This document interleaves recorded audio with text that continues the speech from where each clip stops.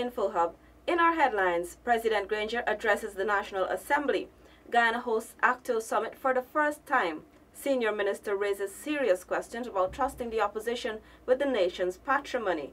Stay tuned for the details of these and more.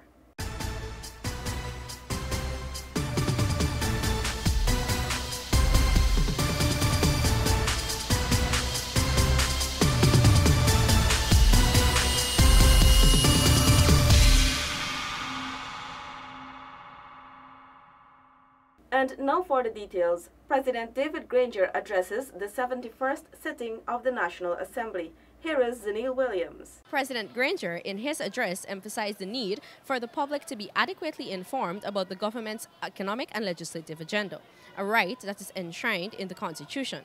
The president pointed to the fact that over the past 2 years, under the coalition government's leadership, the country has enjoyed moderate economic growth of 3.1% and 3.3% in 2015 and 2016, respectively. This growth he credited to prudent management by the administration and macroeconomic stability. The nation's economy has been prudently managed over the past 30 months.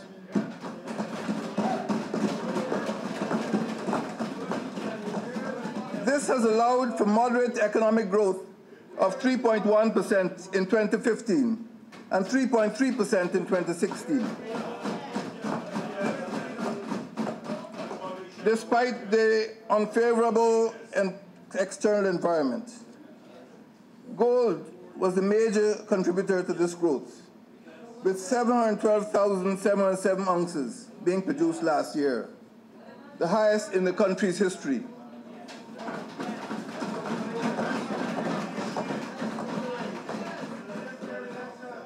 Mr. Speaker, economic growth would not have been possible without the achievement of macroeconomic stability. The Ministry of Finance has acted to create a favorable environment for business development. The head of state said workers will now enjoy improved living standards, pointing to the increase in minimum wage by over 50% and other measures. The minimum wage of public servants increased by over 50%.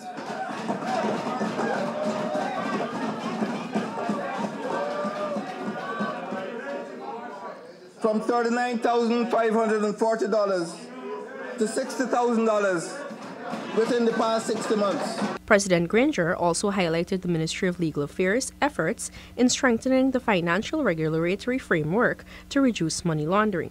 Developments in the infrastructure, telecommunications, agriculture, and other sectors form the basis of his address. Zenil Williams reporting from Parliament Building for Info Hub. Seneca Thorne was at the Ramada Princess Hotel for the first ACTO Technical Experts meeting held locally. Here are the details. Prime Minister Moses Nangomoto, during his featured address, noted that Guyana has a lot to offer to the Guyana Shield.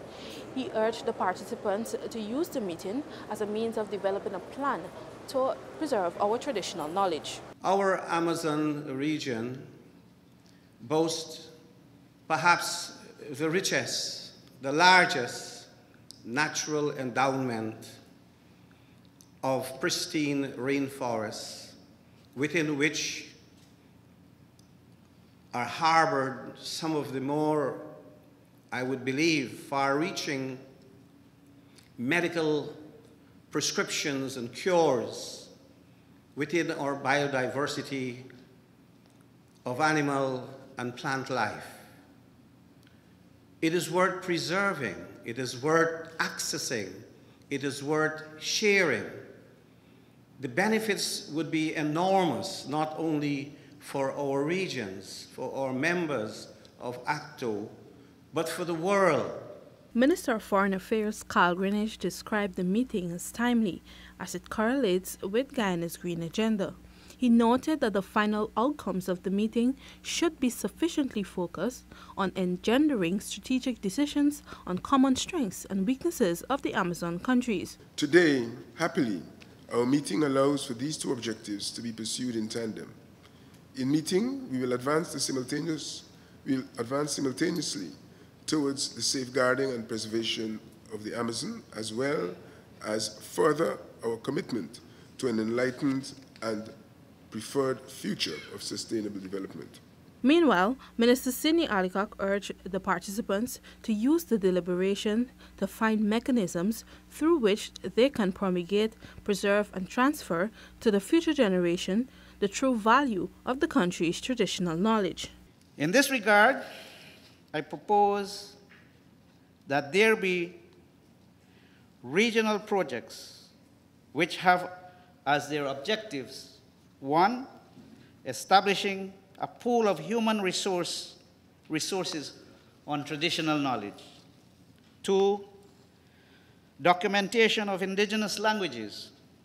3, recording oral traditions, stories, and other forms of traditional knowledge in first languages and official languages. 4, recording and publishing traditional medicine and healing practices. 5, creation of comic books, which tells these stories in child-friendly forms. The Amazon Cooperation Treaty Organization ACTO Regional Conference is being held under the theme Regional Technical Exchange, Community Protocol and Access and Benefit Sharing related to traditional knowledge of indigenous peoples. The objective of the regional exchange meeting are to provide orientation on the international instrument of traditional knowledge, community protocols on access and benefit sharing, and share information advancement on traditional knowledge. Seneca Thorne for InfoHub. Minister of State Joseph Harmon says the opposition cannot be trusted to be guardians of the nation's patrimony. Paul McCallum tells us more. Minister of State Joseph Harmon says that recent threats by the opposition leader Bart Jagdeo to withdraw from the Border Commission were a good indicator of the opposition's unpatriotic stance. I want to say this to you, my dear fellow Guyanese, that no matter what happens, a country, once you're talking about the borders and territorial integrity, you come together. That's the last thing he does want to touch. So when the first thing comes out of his mouth, it reminded us that when he was in office, when he was president, one of the things he decided he was going to do to settle the border issue was to give Venezuela a piece of land. Yes. You remember that? Yes. Give the people a piece of our land. And he said, I'm going to settle it. What craziness is that? Yes. And this is a man who wants to give you the impression that he has your interests at heart. What kind of man is that? The minister reminded that the opposition was bent on creating divisions since losing the May 2015 general elections. After the PPP lost, they tried to do all kinds of things in that elections.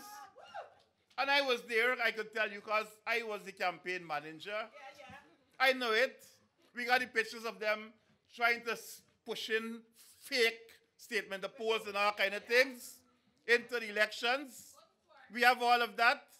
And as soon as they push any fake thing, the people throwing it out. As soon as they push any fake thing, they throw it out. And so that was one of the reasons why they said they don't want Suraj Bali. That is the reason why they don't want him. Additionally, they said they want recount. After the election's done, they said want recount A, B, C. They ain't work. Then when they're done, they said they want the whole thing recount. So all of that showing that, look, these are sore losers.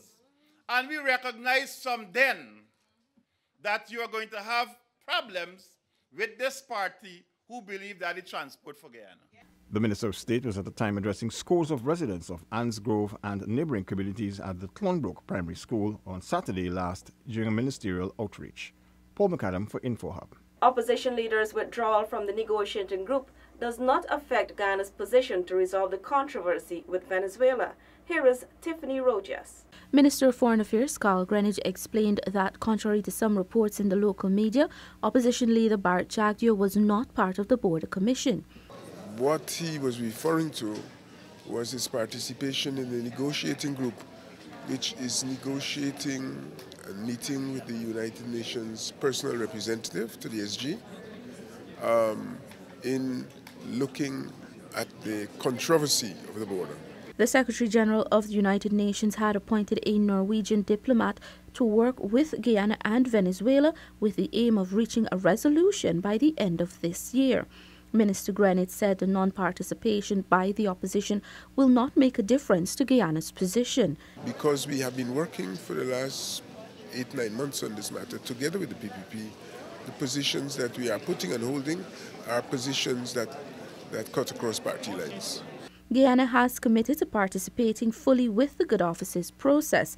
If the dispute is not resolved by the end of the year, the UN Secretary General will choose the International Court of Justice as the next means of settlement. For InfoHub, Tiffany Rogers. Finance Minister Winston Jordan described the opposition's motion to submit several fiscal measures aimed at undercutting the Budget 2018 presentation as an exercise in futility. Sanika joins us again. Minister Jordan says that the opposition has chosen to act outside of the timeline given for its input into the new budget. He has, as I understand, submitted a set of measures that he would like us to implement in the budget. Almost all of them are nothing new, really, and they would have been examined before and found either to be infeasible or unworkable. So the budget is at an advanced stage, and they had the opportunity to do the consultations. So at this stage, I won't be sidetracked from presenting the budget on time. In addition, the Minister of Finance addressed concerns of new tax rates being introduced in the 2018 budget. He didn't say a possibility of increased taxes, he said a possibility of increased rates. Well, there are neither any new taxes nor new rates. Meanwhile, the minister also dismissed claims of government receiving a signing bonus from ExxonMobil. I don't know about any 20 million signing bonus. When I find out, I will tell you. Well-known financial analyst Christopher Ram recently called on government to say whether or not a signing bonus was received from the oil exploration company. Sanika Thorne for InfoHub. A memorandum of understanding has been signed between the Georgetown Chamber of Commerce and the Republic of Cuba's Chamber of Commerce to improve trade relations between the two countries. From Cuba, here is Gabriela Patram. A memorandum of understanding between the Georgetown Chamber of Commerce and the Chamber of Commerce of the Republic of Cuba was signed in Havana, Cuba. This MOU will see trade relations between the two countries further developed. President of the GCCI, Deodat Indar, noted that the MOU will bring structure to the unofficial trade between the two countries. We have a lot of the citizens of Cuba are in Guyana, and just like we are here and we are greeted with open arms, when they come to Guyana, we greet them with open arms. And they buy a lot from our businesses, and they return to Cuba with that. I think they bring it for consumption and for resale. And that is something very good for our private sector, because we are selling, our people are selling. And it has a marked impact on businesses. President of the Chamber of Commerce of the Republic of Cuba, Orlando Hernandez Guillen, added that the MOU will see more business linkages between the two countries opened. If there is an official trade, we can make it official. And, or at least there are conditions in order to work to convert or include this official trade in this trading.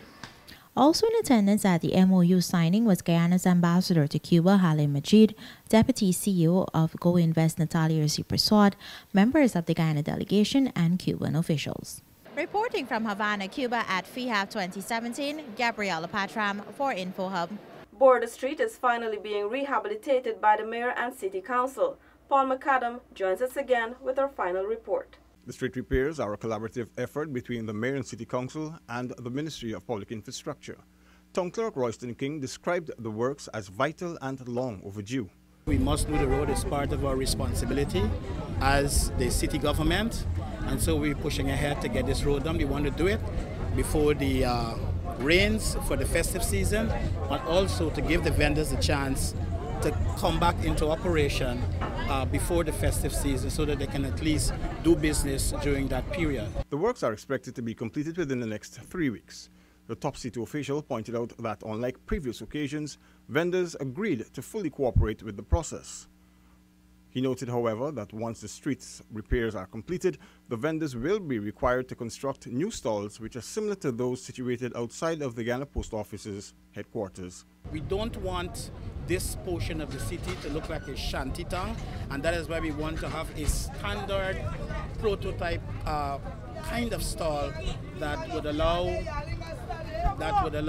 the this particular area to not only attract Guyanese, but also to attract foreigners and people who are coming to tour this part of the world. Additionally, once the stalls are upgraded, vendors will be expected to pay increased taxes to the council. This additional money will go towards providing extra security, lights, water, and other utility services. Paul McAdam for InfoHub. Thanks for watching. Remember to connect with us 24/7 on our website and social media. Goodbye.